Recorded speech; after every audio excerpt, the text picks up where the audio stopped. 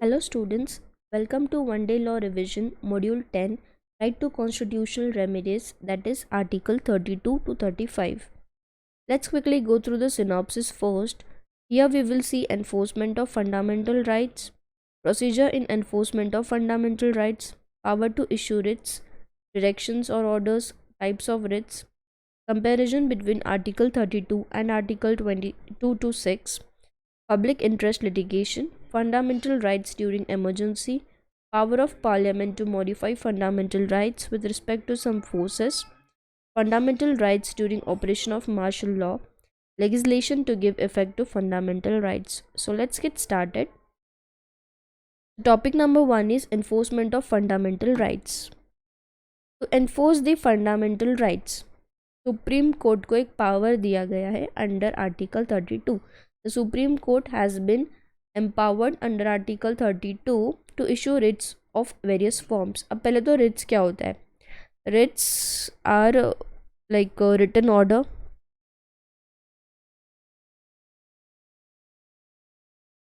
from Supreme Court.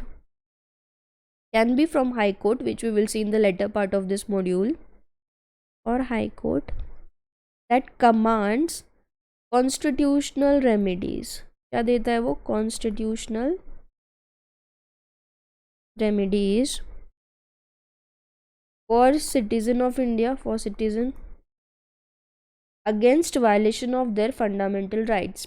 अगर किसी का फंडामेंटल राइट वायलेट हो रहा है तो कॉन्स्टिट्यूशनल रेमेडीज सुप्रीम कोर्ट या हाई कोर्ट देंगे in a written order that is known as writ. Parliament अगर चाहे तो किसी और कोर्ट को भी ये पावर दे सकती है, but till now the power is given to only supreme court and high court. Only they can issue the writs. Fundamental rights are important because उसी के मतलब कॉन्स्टिट्यूशन का काम ही यही है कि to protect the fundamental rights, they are enforceable right. तो ये राइट का एनफोर्समेंट होना is one of the basic constitutional right, या हम इसको बोल सकते हैं राइट टू कॉन्स्टिट्यूशनल रेमेडी. क्योंकि अगर ये राइट रहेगा enforcement of fundamental right means it is like a constitutional remedy कि जिसके बेसिस पे सारे फंडामेंटल राइट्स हमको मिलेंगे. तो ये खुद में ही एक फंडामेंटल राइट है, इसके वजह से बाकी राइट्स इफेक्टिव होते हैं.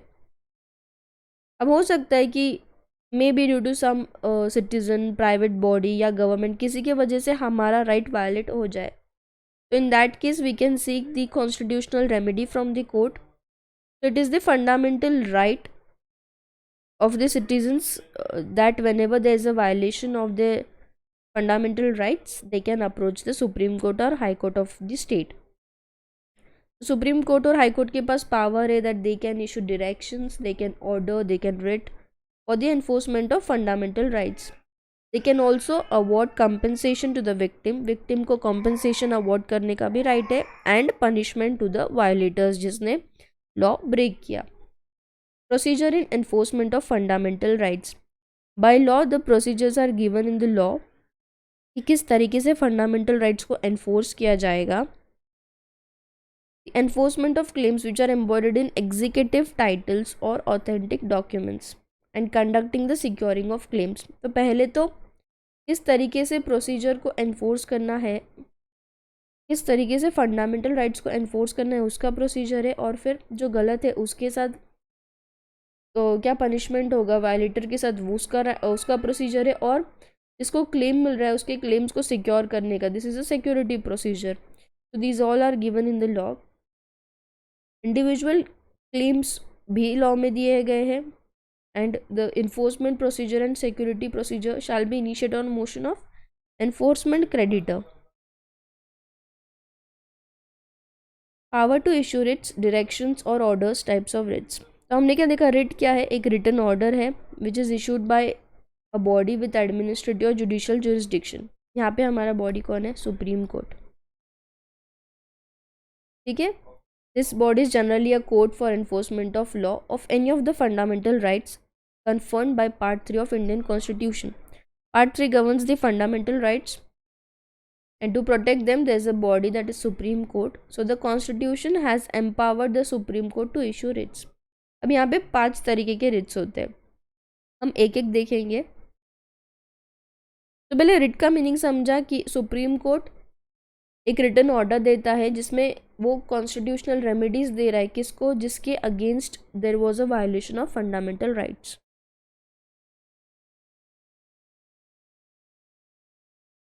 Types of writs. Writs number 1, writs of habeas corpus. एक लैटिन वर्ड है जिसका मीनिंग है यू हैव द बॉडी।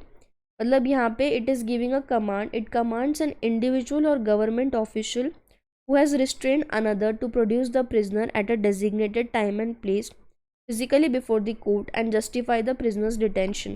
मतलब यहाँ पे कोर्ट क्या कर रहा है, कमांड कर रहा है किसी गवर्नमेंट ऑफिशियल को या इंडिविजुअल को कि जो पर्सन है, जो प्रिजनर है, उसको तुम कोर्ट के बिफोर प्लेस करो एंड उस प्रिजनर को अपॉर्चुनिटी दो कि वो उसका जो डिटेंशन है वो जस्टिफाई कर सके। अगर वो प्रिजनर ठीक से आर्ग्यू करता है एंड उसके डिटेंशन से पता चलता है कि that it is in the violation of constitutional right, तो कोर्ट क्या करेगा, उस प्रिजनर को रिलीज़ कर देगा। फिर उस केस में जो अग्रीव्ड पर्सन है वो क्लेम भी ले सकता है या उसको कोई कंपेंसेशन का ऑर्डर भी सुप्रीम कोर्ट दे सकता है। Second is writs of mandamus. Mandamus मतलब क्या, वी कमांड। तो यहाँ पे सुप्रीम कोर्ट क्या कर रहा है, ऑर्डर दे रहा है किसको, तो इन्फीरियर गवर्नमेंट ऑफिशियल्स को। is ordering, Supreme Court is ordering the government official to properly fulfill their official duties. So this writ is issued by Supreme Court or High Court when any government, court, corporation or any public authority has to do a public duty but fails to do so. तो वहाँ पे supreme court क्या कर रहा है, command कर रहा है that you are not doing the duty properly, do it or fulfill the official duties properly. The writ cannot be issued against the president and governors. So this is only for the inferior government officials, not for president and governors. So there is an exception to this. Writs of prohibition. The kind of writ is issued by higher courts to the lower courts or the quasi-judicial bodies, directing the judge, क्या बोलता है ये, it is directing the judge and the parties to cease. Cease मतलब stop. Stop the litigation because the lower court does not have proper jurisdiction to hear or determine the matters before it. मतलब यहाँ पे supreme court, high court, lower court को बोल रहे stop the litigation because तुम्हारे पास इस case को चलाने का प्रॉपर जुरिस्डिक्शन नहीं है। That means you don't have the right to do that. यहाँ पे ऑब्जेक्टिव क्या है, टू कीप इन्फीरियर कोर्ट्स और quasi judicial bodies within the limit of the respective jurisdiction. Fourth is writs of certiorari, means to be certified. This writ is again issued by superior appellate court against courts or tribunals exercising judicial or quasi-judicial powers. Ordering, what are the superior courts ordering? To produce a certified record of a particular case it has tried. यहाँ पे certified copy present करो in order to determine whether there is any irregularity or error occurred. तो इसका main purpose क्या है यहाँ पे, कि हम सिक्योर कर रहे हैं कि जो इन्फीरियर कोर्ट से, जो इन्फीरियर ट्रिब्यूनल है, वो प्रॉपरली अपनी ड्यूटीज एक्सरसाइज करे और जो डॉक्यूमेंट्स है, जो रिकॉर्ड्स है, they should be certified and then produced. That means it does not usurp the jurisdiction, does not possess, it does not possess. Writs of quo warranto, इसका meaning है Latin में by what और authority. A writ of quo warranto is issued to ensure that a person holding a public office is qualified to hold the office. Means ये right क्या बोलता है कि supreme court will check कि जो इंसान office hold कर रहा है, the officer, whether he is having the right to hold that office. ये एक एक्स्ट्रा ऑर्डिनरी रेमेडी है by which a authority who represents the public at large challenges someone who has usurped a public office or someone who through abuse or neglect has forfeited any office to which he is entitled. Comparison between Article 32 and Article 226. तो Article 32 क्या है कि ये supreme court को power देता है और Article 226 क्या करता है, हाई कोर्ट को पावर देता है। Article 32 is invoked for enforcement of fundamental rights, whereas Article 226 is for enforcement of fundamental rights as well as legal rights and it gives the power to high court. ठीक है, high court के powers दिए हैं 226 में which are wider than the power of supreme court, क्योंकि high court के पास enforcement of fundamental right as well as other legal rights का पावर है, whereas सुप्रीम कोर्ट के पास सिर्फ एनफोर्समेंट ऑफ फंडामेंटल राइट्स का पावर है. Power to issue writ under Article 32 is mandatory for the Supreme Court, whereas High Court का जो power है under article 226 is discretionary. Article 32 को सस्पेंड किया जाता है during the period of emergency, पर आर्टिकल 226 में ऐसा कोई सस्पेंशन नहीं होता है.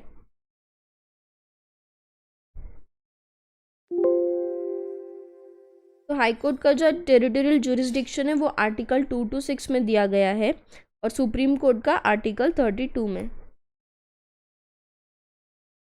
जो ऑर्डर सुप्रीम कोर्ट पास करता है आर्टिकल 32 में, that will always supersede the order passed by high court under article 226. Article 32 is itself a fundamental right, that is right to constitutional remedy, whereas Article 226 is not a fundamental right. Public interest litigation, PIL. PIL is filed to protect the public interest. It is filed in the court of law. अब public interest जैसे कि pollution हो गया, terrorism हो गया, road safety, constructional hazards etcetera, तो wherever जहाँ पे पब्लिक का इंटरेस्ट है at large, wherever it is affected, तो फिर वहाँ पे पब्लिक इंटरेस्ट लिटिगेशन फाइल किया जाता है in the court of law. तो what is public interest litigation? That has not been defined in any law, in any act, पर यहाँ पे जजेस according to the interest of public involved, considering that, जजेस उसको इंटरप्रेट करते हैं. यहाँ पे मेन फोकस क्या है? Public interest. तो on that basis, considering the public interest, the PIL is filed. तो किस मैटर्स के ऊपर PIL फाइल्ड होता है? For example, bonded labour matters, neglected children, non payment of minimum wages to workers and exploitation of casual workers, atrocities on women, environmental pollution and disturbance of ecological balance, food adulteration, etc. So these are few matters where public interest is involved at large. So in such matters, PIL is filed. Fundamental rights during emergency. Article 35 provides that freedoms guaranteed under Article 19 will automatically get suspended on the proclamation of national emergency. Article 19 में Article 19 is right to freedom. और article 35 क्या बोल रहा है? Whenever there will be emergency, तो ये सब fundamental rights automatically suspend हो जाएंगे. Part 8 of the constitution, that is article 352 to article 360, बात करते हैं कॉन्स्टिट्यूशनल एमरजेंसी की. President can impose national emergency under article 352 if is satisfied कि कोई ऐसा सिचुएशन एग्जिस्ट करता है या ऐसा कोई सिचुएशन होने वाला है जिसकी वजह से कोई वॉर होगा, एक्सटर्नल एग्रीगेशन होगा या आर्म्ड रेबिलियन होगा या कोई इंटरनल डिस्टर्बेंस होगा. तो इस केस में वो प्रेसिडेंट चाहे तो नेशनल इमरजेंसी इम्पोज कर सकता है. बट जो प्रेसिडेंट के पावर्स है, they are subject to the recommendation of the cabinet. अब ये जो प्रोक्लेमेशन है, it can also be laid before the house of parliament, but यहाँ पे उसको अप्रूव करने के they will have to pass a resolution and take no action or disapprove it within 1 month. Such a proclamation is notified by publication in the official gazette, but this is not obligatory. अभी तक 3 बार India में national emergencies declare की गई है. First in 1960-68 जब China ने attack किया था इंडियन बॉर्डर्स पे. सेकेंड इज 1971-77 जहाँ इंडिया पाक वॉर हुआ था. And the third one was imposed in 1975 on grounds of internal disturbances. Power of Parliament to modify fundamental rights with respect to some forces. Article 33 और 34 parliament को power देता है कि वो मॉडिफाई कर सकते हैं कुछ पावर्स को relating to the application of fundamental rights to the members of armed forces and police forces. ये क्यों है ये आर्टिकल? क्योंकि हम देख रहे हैं कि whether the duty is properly discharged by this officers. अगर कोई डिजास्टर होता है या ऐसा कुछ सिचुएशन होता है such as martial law, curfew etcetera, the parliament by law में indemnify the person of these forces for their act.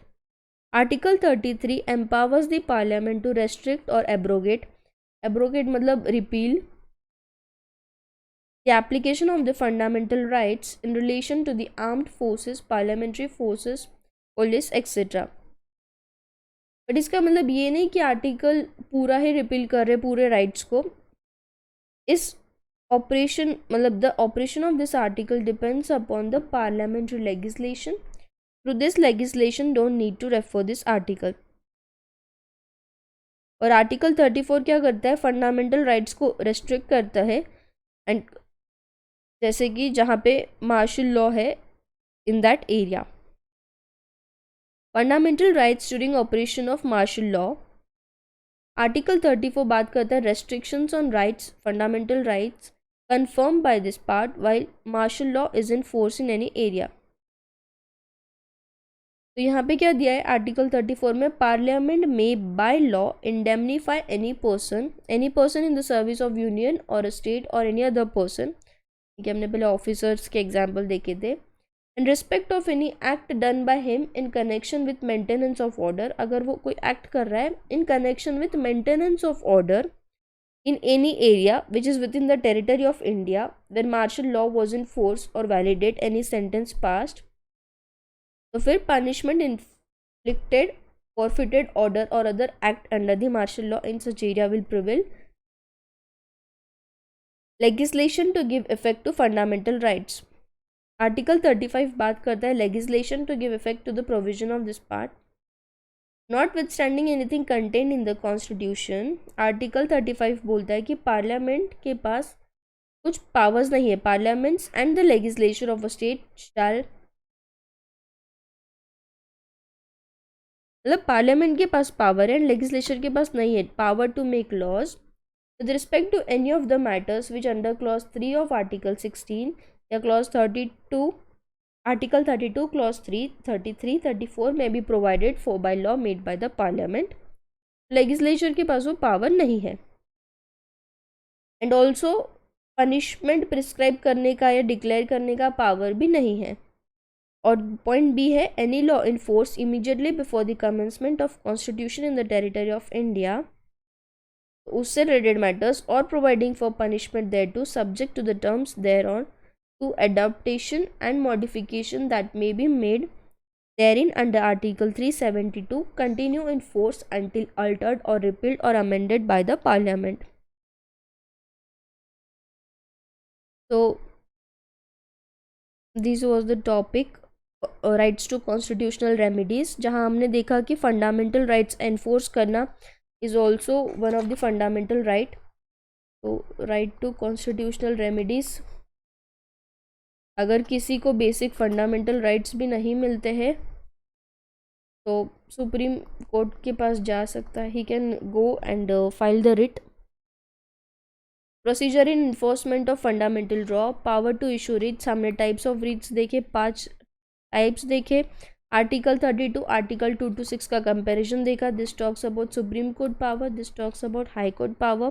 Public interest litigation कब फाइल होता है, किस केसेस में होता है. Fundamental rights during emergency. Power of parliament to modify fundamental rights with respect to some force. Fundamental rights during operation of martial law. Legislation to give effect to fundamental rights. So these all topics were covered in this module. Hope you understood. Thank you.